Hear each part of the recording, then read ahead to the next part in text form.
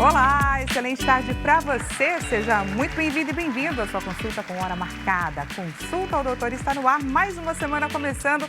Perguntinha clássica que eu faço toda segunda-feira. Como foi o seu final de semana?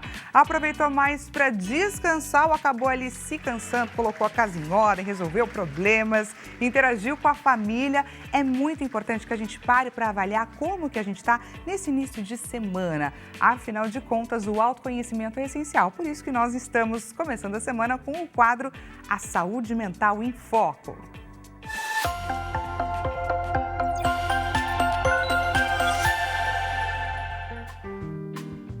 O nosso bate-papo de hoje é mais um assunto extremamente necessário, que é o olhar para as nossas crianças.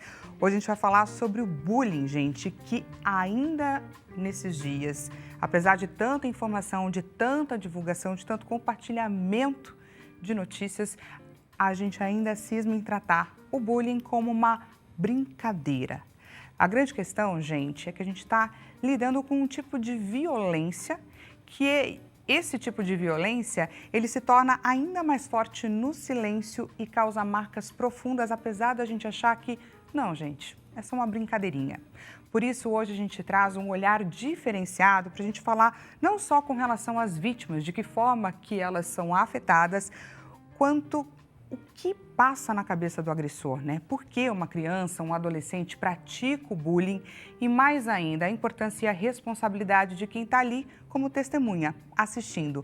Muitas vezes a gente pode não dar risada achando que não está incentivando, mas está estimulando de alguma forma. Então, o nosso bate-papo hoje é para a gente entender a psicologia do bullying e de que forma que a gente consegue, enquanto família, enquanto escola, educadores e tantas outras pessoas, ajudar a prevenir, a coibir esse tipo de atitude. Afinal de contas, a gente pode não refletir sobre isso hoje, mas a grande questão é que um bullying sofrido hoje determina o ser humano de amanhã. Pois é, as consequências podem vir à tona também na vida adulta. Por isso, a importância da gente frear esse mecanismo. Lembrou de alguém a quem essa consulta é mais do que necessária e importante? Nós estamos em transmissão ao vivo, gente, pelo site que é www.hittv.com.br. Clique e compartilhe o nosso link de transmissão. Você consegue fazer isso também através do nosso aplicativo Hit Play. Caso você ainda não tenha, não deixe de baixar. Perdeu um show da fé, perdeu o nosso programa, um Vejam Só, você consegue assistir no seu tempo, do seu jeito. Só você baixar de forma fácil, rápida e também gratuita. Fica aí o convite. Por falar em convite, te convido, é claro, a você participar aqui da nossa conversa, do nosso bate-papo. Traz pra gente a sua dúvida ou o seu relato. DDD 11 3337 5886. Você consegue participar também através do nosso Instagram, que é @consulta ao Doutor Hit TV. Lembrando que, como esse é um tema delicado, caso você não queira se expor, é só você deixar sinalizado na sua mensagem. Avisa ali a nossa produção que a gente vai tomar todo o cuidado e não deixar de trazer a sua participação, que eu tenho certeza que vai enriquecer demais o nosso bate-papo. Por falar em Instagram, corre lá que tem uma enquete que está aguardando pela sua participação. Aonde? Nos nossos stories. João Capellini, nosso diretor, coloca pra gente, por favor, a nossa enquete na tela. Olha lá o que a gente quer, a sua opinião. Por que o bullying ainda acontece hoje em dia, apesar de tanto se falar e tudo mais? Impunidade a quem pratica, silêncio de quem sofre, a omissão de quem precisa, é claro, se impor, ou falta de ação das escolas irresponsáveis, omissão de quem presencia.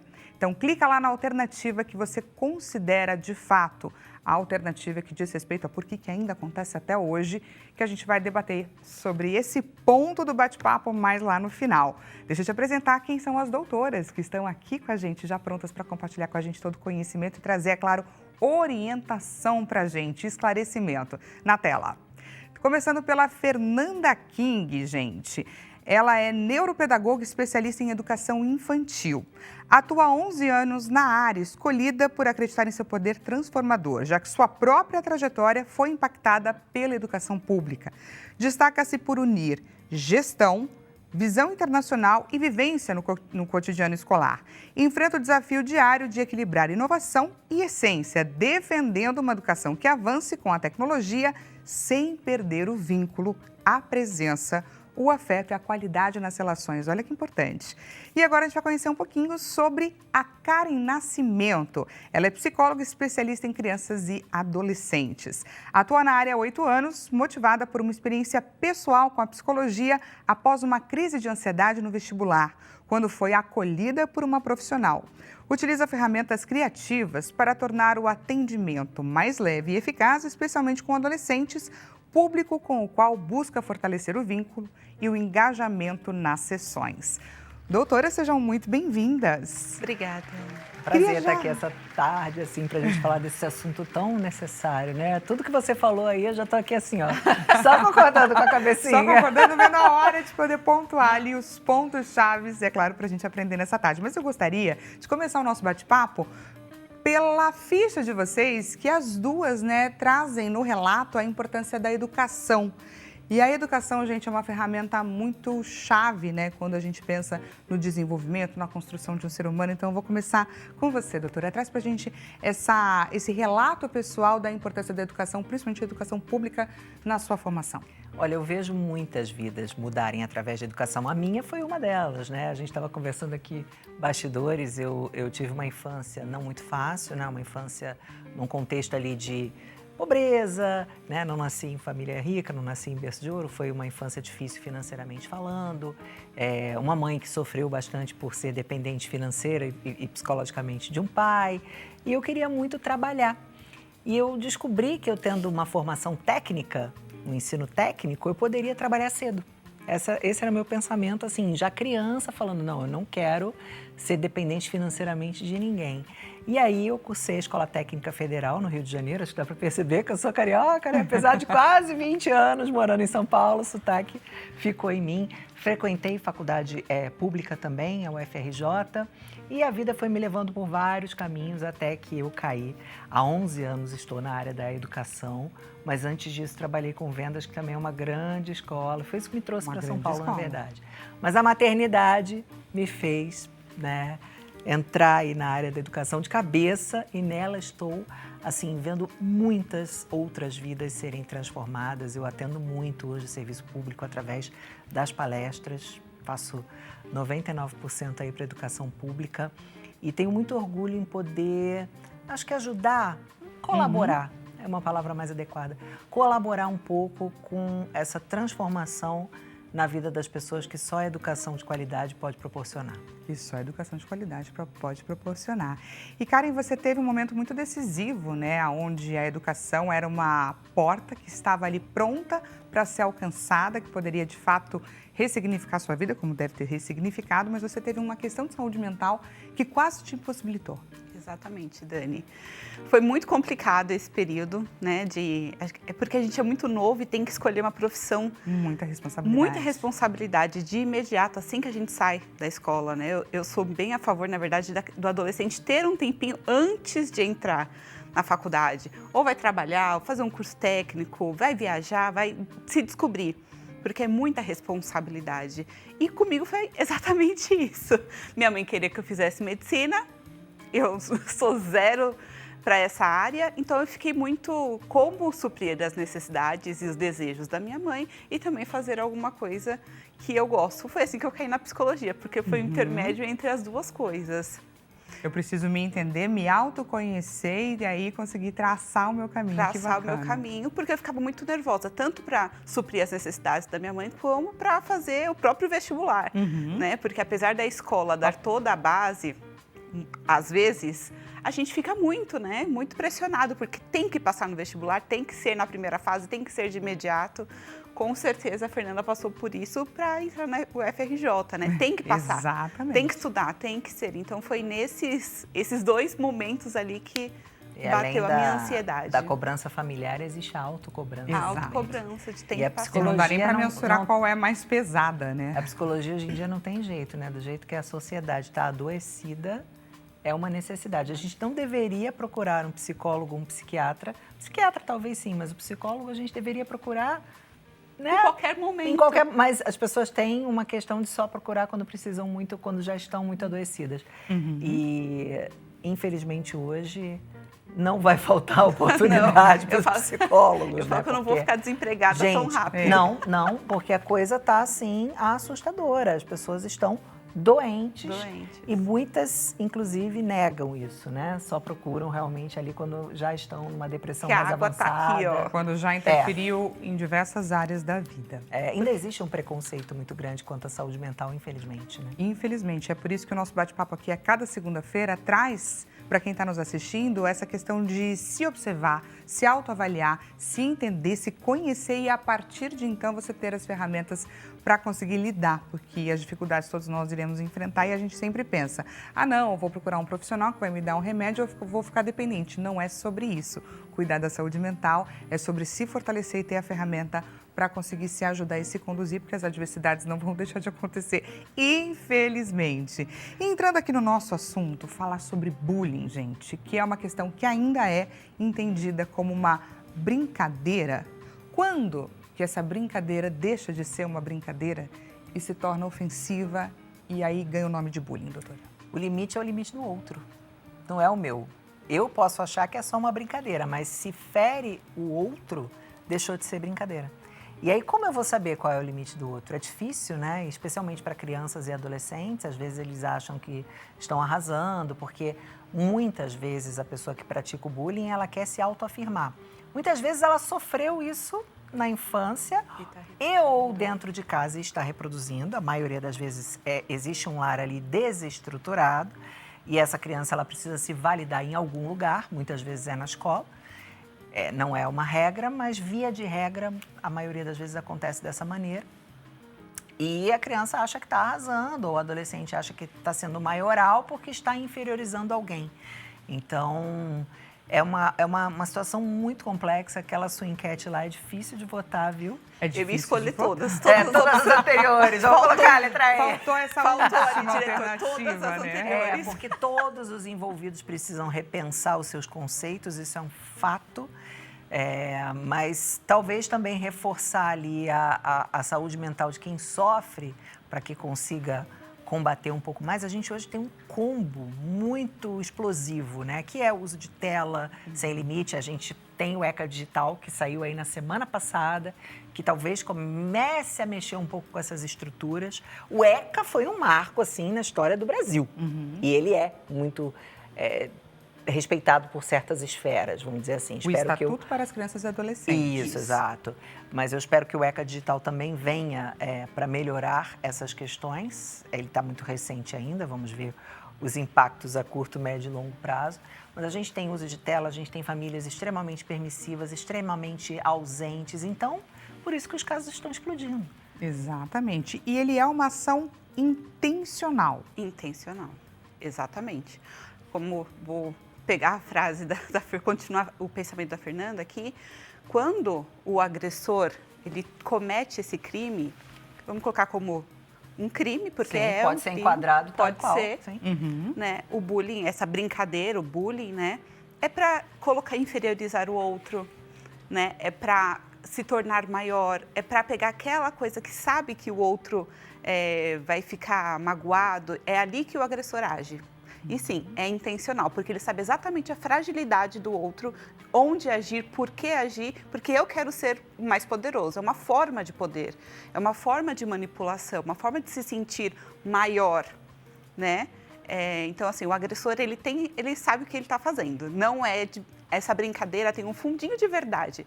O agressor sabe exatamente onde pegar para fazer a vítima se tornar uma vítima. Aonde que ele vai machucar? Porque muitas vezes a gente pensa, né? Uma criança tem ingenuidade, uma criança não tem maldade. Muitas vezes a gente já ouviu falar sobre isso, mas não necessariamente, porque sendo então uma ação que eu tenho com relação ao outro, sabendo que eu posso provocar e aonde que eu posso machucar, eu tenho noção do que eu estou fazendo. Sim. E repetitiva.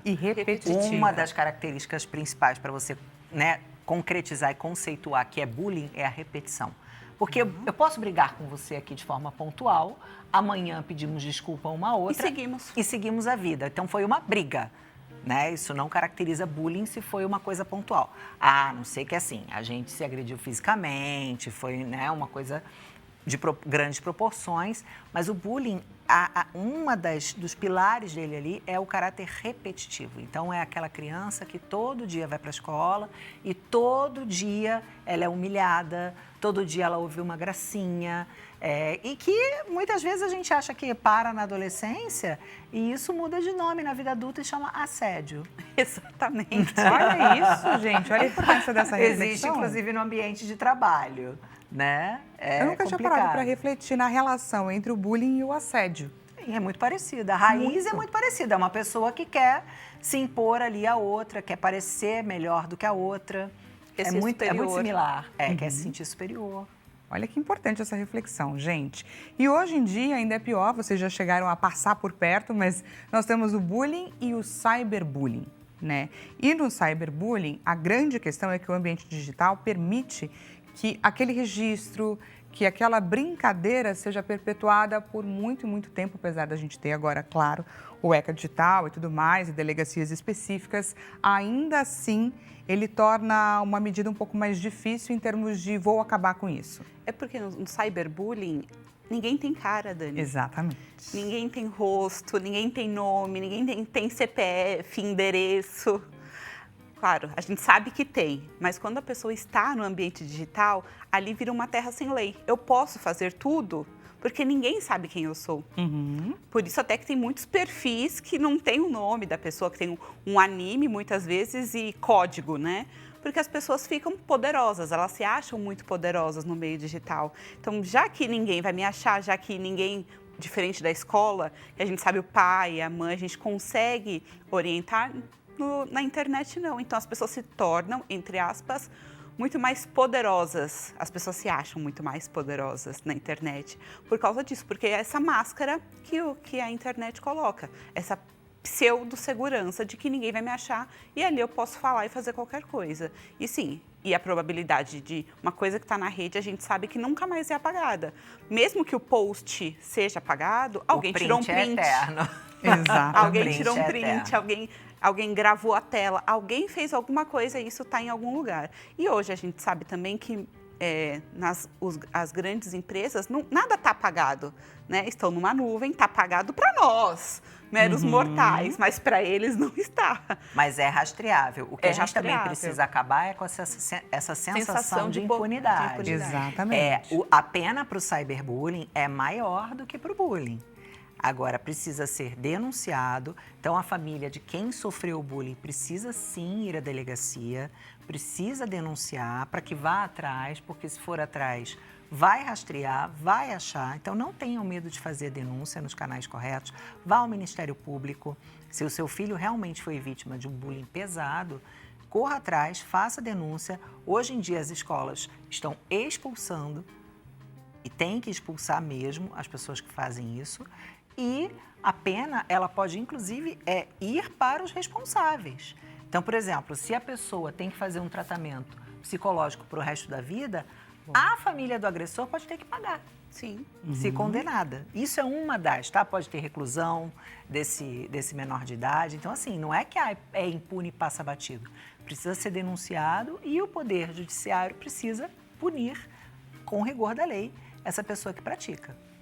Acho que essa sensação de impunidade é que precisa acabar de fato. Sim.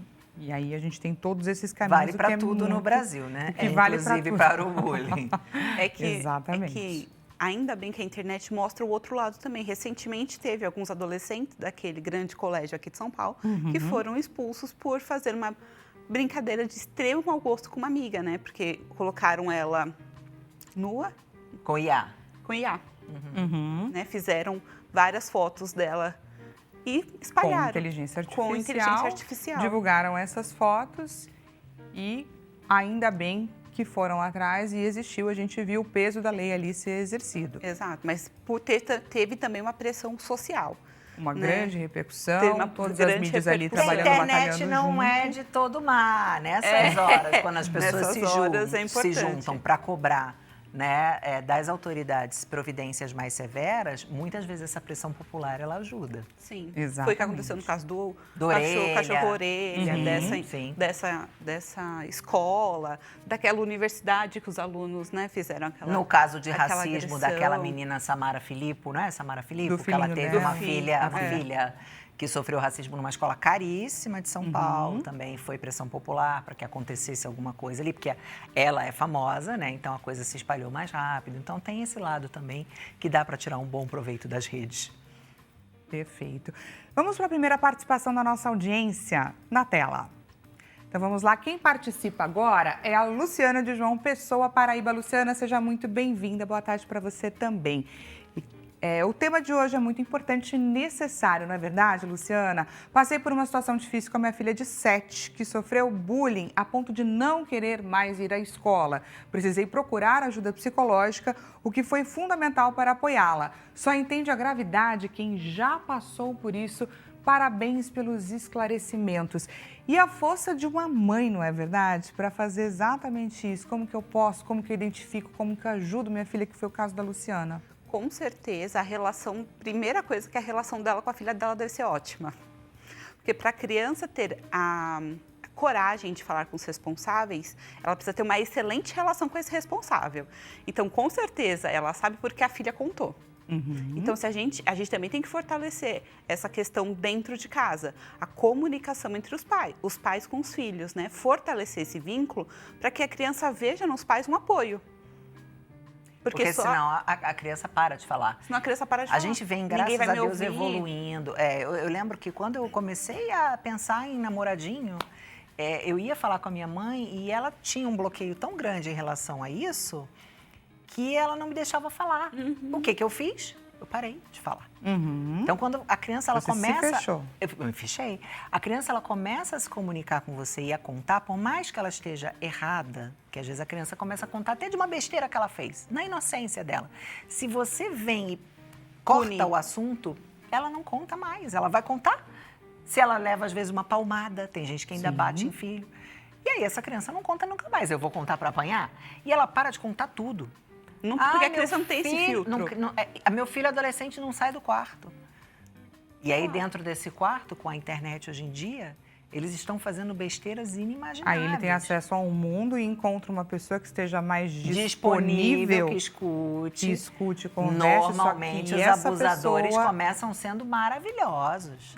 Eles começam a conversa assim, super amigos, e eles vão eles atacam essas crianças mais vulneráveis. E aí, daqui a pouco, chama para esses desafios malucos aí, de bater em cachorro, de bater no irmão mais novo e filmar, de maltratar um animal. De ingerir o desodorante. Se cortar. E aí ele começa a precisar de validação, só que com a pessoa errada, colocando a vida em risco. Olha aonde pode caminhar. Aproveitando essa participação da Luciana, eu queria que você trouxesse para a gente alguns indícios para que os papais e mamães como a Luciana consigam identificar nos seus filhos, porque muitas vezes ele se retrai, ele fica mais dentro de casa, fala que não quer ir para a escola, mas quais seriam outros comportamentos que podem ser percebidos dentro de casa? Mudanças bruscas de humor, medo de ficar no escuro, ou medo de estar em ambientes que a criança sabe que não vai estar protegida, ou seja, com muita gente. Então, de repente, mudanças de comportamento. Uma criança que sempre foi muito alegre, sempre mais participativa, de repente ela fica reclusa, né? Começar a usar, se a criança começar a se lesionar, ela vai usar sempre roupas mais compridas. Então, assim, os pais têm que estar atentos aos pequenos sinais. Vai mudar as notas na escola, a alimentação, o sono, tudo isso vai ficar desregulado. Então, uma criança que sempre foi bem na escola, do nada comece mal. Uma criança que sempre comeu, do nada para de comer. Então, todos esses sinais são perceptíveis. Por isso que eu falei anteriormente. A relação dentro de casa é muito importante, porque os pais não têm como não perceber esses sinais. Porque são muito evidentes, são muito claros para a criança, porque é a forma dela expressar que alguma coisa está acontecendo com ela. Mesmo quando ela não quer contar, ela revela. Ela revela. Inclusive, uma criança que às vezes era muito comunicativa, às vezes para de falar. E não quer falar mais nada. Tem alguma coisa acontecendo. Exatamente. Luciana, muito obrigada, pela sua participação, e a gente aproveita, é claro, para parabenizar mais uma vez essa sua atitude de você pegar ali e ajudar a sua filha a dar esses passos, a caminhar sem deixar a escola. Porque essa também é uma grande questão, não é? Essa evasão escolar, e isso daí se torna um grande gap, né? Um grande problema para o desenvolvimento. É a janela de desenvolvimento que a criança está perdendo. E aí eu imagino que as marcas, por exemplo, de um bullying que não é ajudado, que não é, enfim, orientado, reflitam demais no aprendizado, né? Trocar de escola, às vezes, se faz necessário. Eu não gosto, porque a criança, ela cria Por mais vínculos. desafiador que isso seja. A criança cria vínculos. Então, trocar de escola porque os pais querem, porque às vezes isso hoje acontece, né? A família quer que os desejos dela sejam atendidos, às vezes caprichos. E aí ameaça, isso acontece muito na escola particular, ameaça a escola, então eu vou tirar, se no meu desejo não for atendido, e pai, mãe não é sócio da escola. Não é porque ele paga mensalidade que ele tem que dar ordens na escola. Essas relações estão muito comerciais e escola não é sobre isso, né? Na escola existem profissionais que devem ser respeitados porque eles são formados nessa área, né? A gente não chega no hospital querendo mandar em tudo. A gente ouve primeiro. Então, precisa restabelecer esse diálogo, essa parceria família-escola. Isso é um ponto. Então, não tem que trocar de escola por qualquer coisa. Porém, se o bullying for grave, às vezes se faz necessária essa troca de escola e a família precisa estar atenta a esses sinais, porque se não tiver jeito, é melhor que essa criança saia de perto daquele grupo. Às vezes, pode ser necessário. Olha, gente, que importante, né? Por mais que não queira, né? Que muitas vezes esse caminho não seja o ideal no pensamento da família, às vezes é o mais necessário. Mesmo porque um bullying pode provocar feridas que vão vir a se desenvolver demais na vida adulta, principalmente com relação a como a gente confia com o outro, né? A como a gente interage, a como a gente entende a relação de amizade, de pertencimento. Tudo isso vai mais contando um pouco. pra gente, porque eu tenho certeza que mexe com a autoestima, com alto valor, com pertencimento, com os vínculos. A criança ou adolescente que sofreu bullying, ele vai ter mais dificuldade em confiar, ele vai ter mais dificuldade de estabelecer os vínculos, né? A autoestima dele muitas vezes vai estar no chão, porque ele não sabe, porque o abusador, né, dele, né? O agressor dele foi tão forte que ele tirou a personalidade dessa pessoa, desse adolescente. Então, quem eu sou? Não existe mais. Porque o outro está dizendo que eu sou isso, que eu sou isso, que eu sou isso. Então, de repente, eu sou isso tudo, né? Está todo mundo falando, provavelmente eu seja mesmo. Então, a criança se perde nesse universo. Então, isso na vida adulta tem um peso enorme, porque tem que ser reconstruído um ser que ele se perdeu no meio do caminho. Então, estabelecer tudo isso depois de uma certa idade é muito complexo. Então, cuidar da saúde mental é no primeiro momento, porque o adulto vai ter as marcas. Claro, vão ter as feridas, mas vai ser muito mais amena de quando uma criança foi tratada só depois lá no futuro. Então, tem que ser imediato também o cuidado. E aí, por onde que caminha esse cuidado, né? A gente estava falando, por exemplo, sobre tirar da escola, quando isso se mostra necessário, acompanhamento terapêutico, de que forma que os educadores, né, que os professores conseguem contribuir. Porque olha só, gente, inclusive eu vou pegar esse levantamento que eu achei, que é do Ministério dos Direitos Humanos e da Cidadania, que registrou que em 2023, 9.530 casos foram denunciados no Disque 100. Só que desses casos, 1.200 eram de professores que sobreviviam a bullying no ambiente da escola, ou seja, não é só sobre crianças, não é verdade? Sim, eu acho que falta, por parte das escolas, mais treinamentos sobre isso. Eu faço algumas palestras sobre bullying nas escolas, mas não é sobre só fazer uma palestra, que é uma coisa ali pontual. A gente faz um impacto grande, né? Faz aquelas pessoas realmente refletirem, porque palestra é uma coisa de impacto, mas isso precisa ter uma continuidade. Não é fazer uma palestra para dizer aqui, check, a escola fez alguma coisa. Tem que ser feito um programa de combate ao bullying dentro da escola. O professor, ele precisa de formação continuada e a escola tem que investir nisso, não tem jeito. Muitas vezes o professor por si só, ele não busca formação, isso é um fato, e a escola tem que investir. Não tem jeito, é regra, é dever da escola prevenir. Inclusive o ECA agora ele fala um pouco disso, tá? Que da responsabilidade, né? A escola tem que investir em treinamento, capacitação e conscientização sobre tudo. Então o bullying eu vejo que tem, eu já visitei escolas inclusive fora do Brasil, né? Países como a Finlândia, que tem programas interessantíssimos de combate ao bullying, onde as pessoas fazem atividades. Por exemplo, uma atividade que me marcou, eu vi na parede a foto da criança E assim, embaixo tinha elogios por parte dos colegas. E aquilo ficava exposto dentro da sala de aula, sabe? Para relembrar tudo de bom que essa pessoa isso faz um bem, não é? Incrível.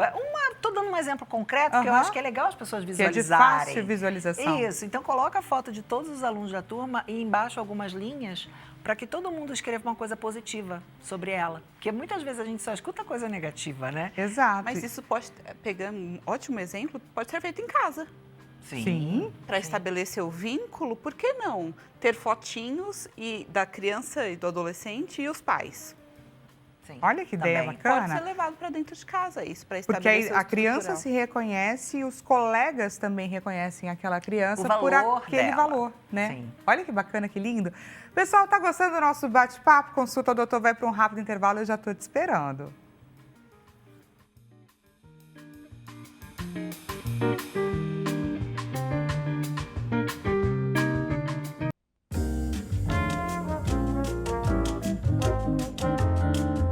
Consulta Doutor já está de volta. Seja mais uma vez bem-vinda e bem-vindo à sua consulta com hora marcada. Caso você tenha acabado de chegar, acabou de ligar aqui na Hit Bate-Papo hoje, sempre às segundas-feiras focados na nossa saúde mental. A gente está falando, gente, sobre a psicologia do bullying. Muitas vezes ele é tido ainda hoje como uma brincadeirinha. Só que a grande questão é que ele cresce em ambiente silencioso e causa marca, gente, para a vida inteira. É uma violência que a gente não para refletir o quanto ela dói, mas ela dói demais no outro. O bate-papo hoje está interessantíssimo. A gente está falando sobre os desafios de quem sofre, qual é a psicologia por trás de quem faz, de quem efetua, né, o bullying, seja uma criança, seja um adolescente, e a responsabilidade também de quem está ali assistindo, que está de testemunha e não faz nada para evitar aquilo que está acontecendo. E, claro, sobre as responsabilidades de pais, mães, professores no ambiente escolar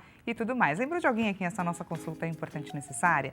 Nós estamos em transmissão ao vivo, tanto pelo site quanto pelo aplicativo, site hittv.com.br, aplicativo HitPlay, é só você compartilhar o nosso link de transmissão. Aproveita, é claro, para te convidar, faça parte do nosso bate-papo, traz para a gente a sua dúvida, o seu relato, DDD 11 3337 5886, você participa também através do nosso Instagram, que é @consultaodoutorhittv. Não perca a oportunidade. Caso você não queira se expor, a gente faz o nosso combinado de todas as tardes. É só você encaminhar para a nossa produção com um aviso ali, olha, não quero ter o meu nome revelado, que a gente traz o seu relato de forma anônima. Combinado? Também te convido, é claro, a você participar da nossa enquete. Está lá à sua disposição, já em seus minutos finais. Portanto, não deixe de participar, está nos nossos stories. Diretor, coloca pra gente, por favor, a nossa enquete na tela. Então, vamos lá. A pergunta da enquete. Na sua opinião, por que o bullying ainda acontece? Impunidade a quem pratica, silêncio de quem sofre, omissão de quem presencia ou falta de ação das escolas ou dos responsáveis. Entra lá e participa dessa enquete. Te convido também a conhecer, caso você tenha acabado de chegar, deixa eu te apresentar. Fernanda King, neuropedagoga, está aqui com a gente. E a Karen Nascimento também, psicólogo especialista em crianças e adolescentes. Aproveito para agradecê-las. A gente está aqui aprendendo bastante com vocês. Obrigada. Eu que agradeço. E vamos de mais participação da nossa audiência? Participação na tela. Então vamos lá, quem participa agora? Silvana Guimarães, aqui de São Paulo. Amei o tema. Meu filho sofreu muito por usar óculos e a própria escola não via ali como bullying. Em uma reunião sobre o assunto, a escola disse que nós, pais, que precisamos fortalecer o nosso filho. Olha isso que interessante, gente. Hoje ele tem 10 anos e após 3 anos nessa situação, se tornou escoteiro e fez questão de fazer atividades sobre bullying para ter uma especialidade falando sobre o que ele sentia. Gente, que relato maravilhoso, Silvana. Vou aqui trazer para as nossas convidadas comentarem, é claro. Primeiro, com relação a essa criança, né? Que essa criança precisou usar um óculos, sofreu uma situação como essa e conseguiu transformar essa situação em uma bandeira ali para tentar ajudar outras crianças. Ele ressignificou total a história dele. Muito bom. Parabéns, Silvana, por ter, com certeza, aquilo que eu falei anteriormente, né? A relação deles deve ter sido excelente e ela com certeza teve um papel ativo. Com certeza ela conversou com esse filho, falou para o filho que existiam caminhos, porque Ele é pequenininho ainda. Se hoje ele tem 10, ele tinha 7. Exatamente. Né? Então, com certeza, ela falou, filho, então a gente vai resolver isso de outra forma. Ó, tem essas possibilidades aqui. Com certeza ele deve ter escolhido o escoteiro, porque no escoteiro eles fazem tudo isso, né? Trabalha o eu, trabalha a relação, né? Tem que trabalhar em grupo. E ele não tinha isso na escola, né? Ele não sabe, as pessoas com certeza excluíam ele, então a relação fica complicada. Então, muito bom saber que ele conseguiu ressignificar isso e transformar esse problema, que era usar o óculos, na vitória dele, como ele vai se mostrar para o mundo. Com certeza esse óculos vai fazer muita diferença na vida dele, muito bom. E eu queria agora trazer esse outro lado que eu percebi no relato da Silvana, com relação a esse posicionamento da escola, de que isso iria fortalecer a criança. É muito comum? Olha, a escola às vezes é omissa. Depende muito de escola para escola. Tem escolas que fazem um trabalho incrível, porém tem outras que, se puderem empurrar com a barriga e fingir que não estão vendo, acontece.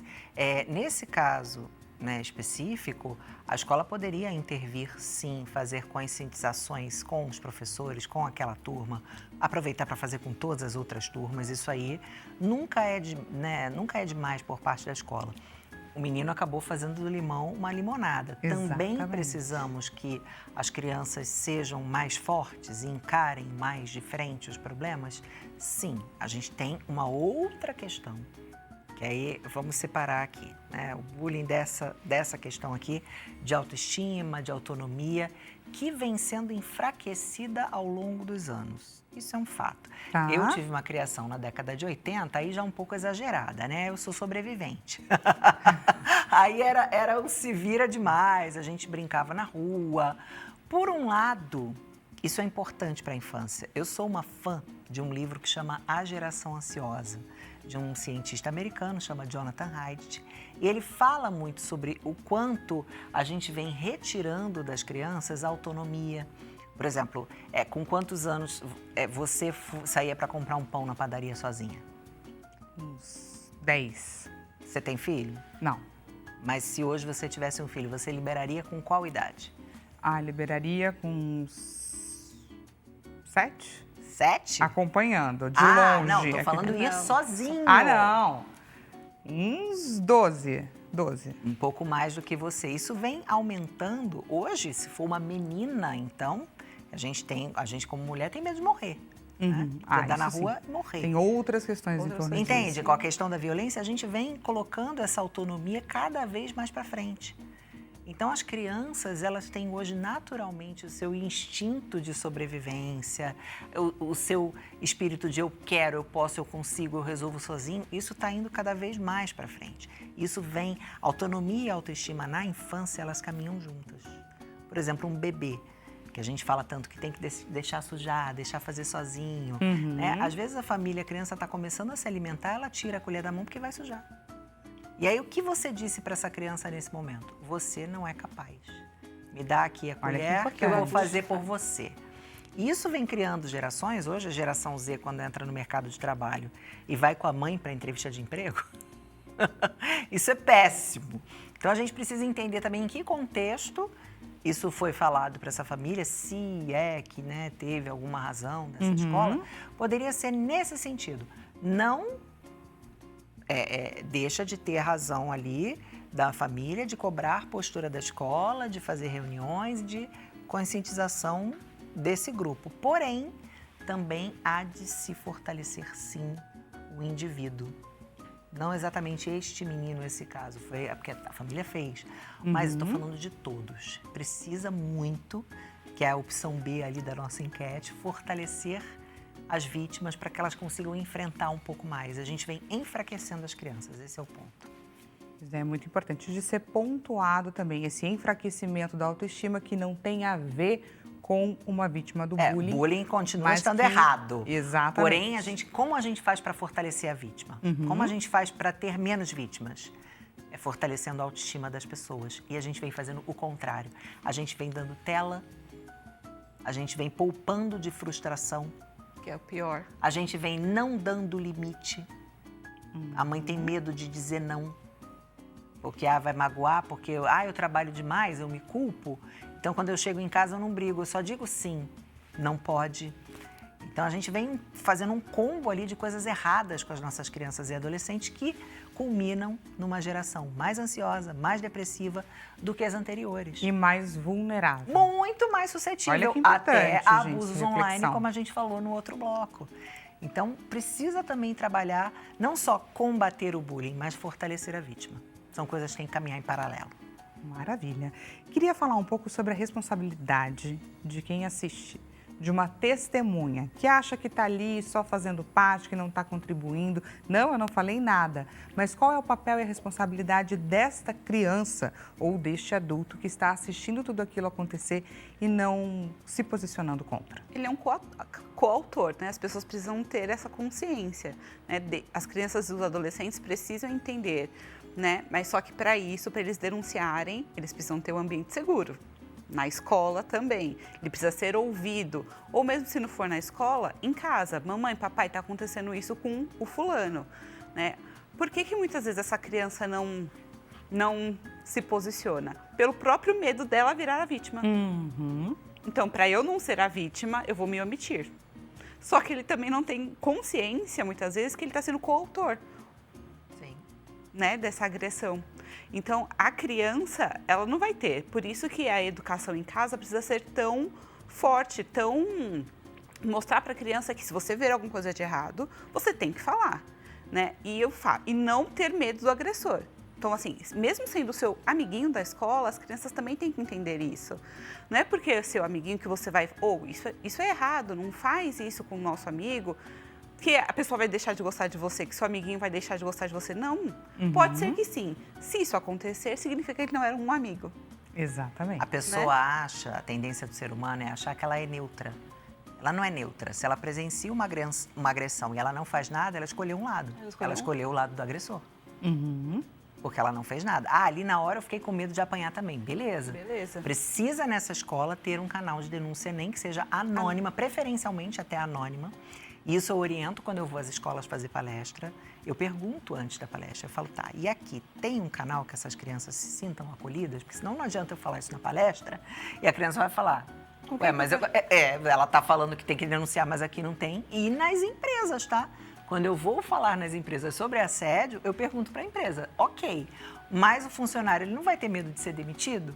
Que olha como a coisa só muda o nome. Exatamente. Fiquei chocada, porque eu não tinha parado para pensar por esse eu tô vendo a minha colega ser assediada ali. Beleza, mas se eu denunciar, eu que vou ficar vou ser mandada embora. Então, assim, ser humano sendo ser humano desde sempre. As avaliações de desempenho, muitas vezes, são anônimas, mas... Será? Exato. Ficou um silêncio. Será? O RH sempre vai saber. Então. O RH sempre vai saber. Então, nas escolas é muito legal isso, sim, de ter o canal de denúncia. Se não tiver, ter uma pessoa responsável para isso. Tá bom, a coordenação não vai ser responsável, então vai ter alguém da equipe responsável por acolher essa criança, uma sala específica que não seja no meio, assim, no meio da sala dos professores. Vamos tirar essa criança. Eu oriento muito eles falarem com algum professor que eles confiam. Não precisa nem ser o professor daquele ano. Às vezes um professor que te deu aula há 2 anos e você ficou muito amigo. Você tem Conta ele pra como ele. referência. Sim, eu falo dessa forma. Que bacana. E olha só, a gente começou o nosso bate-papo falando sobre os caminhos que levam quem pratica. Então, ou porque ele já sofreu, ou por medo de sofrer, ele já se adianta e já executa o bullying ali para que ele se proteja de alguma forma. Como que a gente consegue mudar esse modo de pensar desse agressor, sem precisar necessariamente sempre recorrer a alguma medida que possa vir a penalizá-lo? Alguma tomada de consciência? Existe esse caminho? Poderia vir a existir? E qual é a responsabilidade da escola e também dos pais? É difícil, Dani, porque... Seria o melhor dos mundos, seria não o melhor é verdade? dos mundos.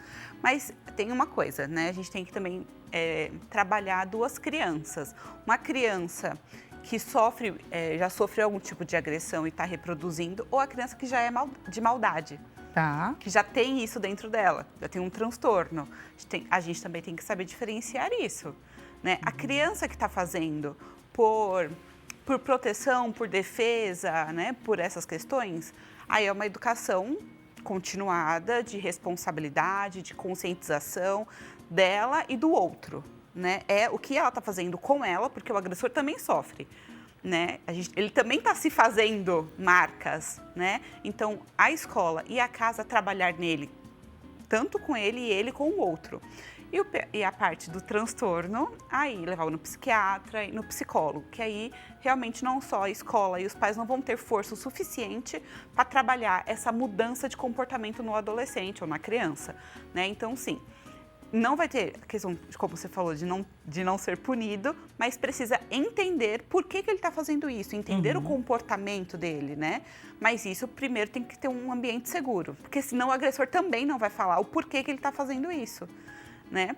Porque o melhor caminho, obviamente, seria a gente pensar através do diálogo, da conversa, de ele se colocar no lugar de quem está sendo a vítima agredida, ele possa vir a mudar esse comportamento e recalcular a rota, né? Talvez até ajudar outros colegas, enfim, que podem vir a passar por essa situação que ele passou a considerar como errada. Porém, como você disse, existem questões que estão relacionadas a transtornos, né? Existe uma outra condição que aí realmente não tem muito o que fazer e só a punição pode, de fato, vir a educar. Sim, porque muitas vezes você vai ver que é aquela coisa de fruta não cai longe do pé.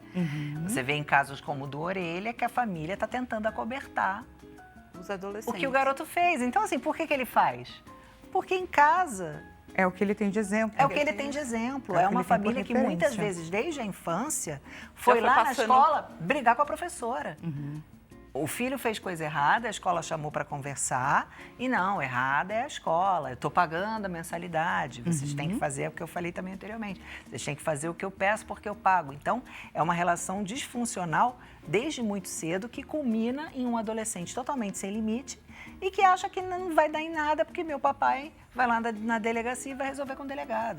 Olha ali, gente, a gente viu isso nesse caso de estupro coletivo aí. Exatamente, no Rio de Janeiro, Copacabana. Foi um caso absurdo. Olha a importância, gente, de identificar e observar a psicologia por trás do bullying, que diz muito respeito aonde essa criança está inserida e o que ela tem por referência.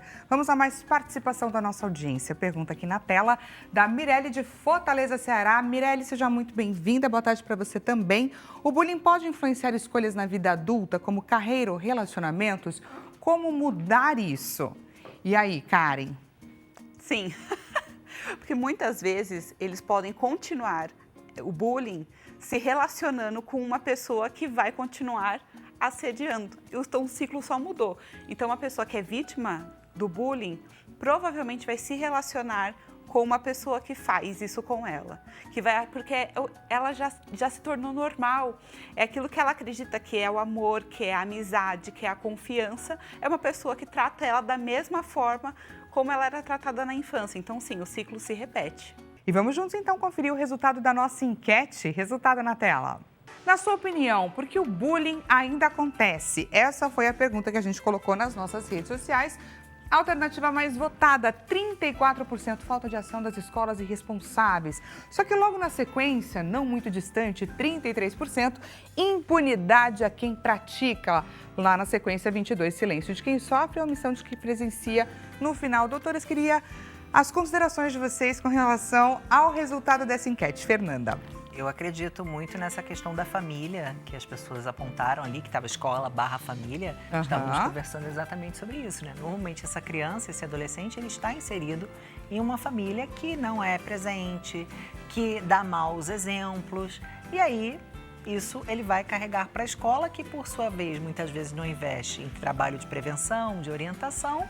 E aí as coisas acontecem e a corda arrebenta sempre do lado mais fraco, que é a pessoa que acaba sofrendo e que a gente também não investe no fortalecimento desse indivíduo. Então, é uma bola de neve. É uma bola de neve. E que, assim, os casos estão aumentando? Eu acredito que sim, viu? A gente está caminhando, assim, a gente fala tanto sobre isso. O bullying sempre existiu, só que parece que vem piorando e a internet, ela amplifica, né? Que aí entra no caso do cyberbullying, que também já conversamos aqui. Exatamente. Suas considerações? Não temos mais muito tempo.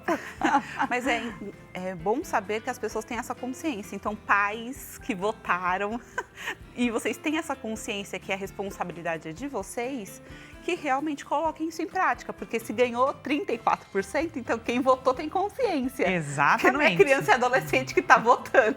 Tava de olho aqui no nosso bate-papo, ó. São os adultos, né? Então, Exato. adultos, vocês que têm uma criança, têm um adolescente, conversem, já que vocês se colocaram nesse papel. Se vocês percebem que a escola tem alguma coisa, vá na escola e pressiona a escola também. E lute pela sua E lute, criança. exatamente. Gostaria demais de agradecer esse bate-papo. Você do outro lado da telinha, quer o contato? Fernanda King, neuropedagoga, deixa à sua disposição o Instagram, Fernanda King, _palestrante, e a Karen Nascimento, Karen Psico, e o WhatsApp também, DDD 11 96428 2730. Excelente restinho de tarde para você, e amanhã a gente volta a se encontrar na nossa próxima consulta, às 16 horas. Até amanhã. Obrigada, gente.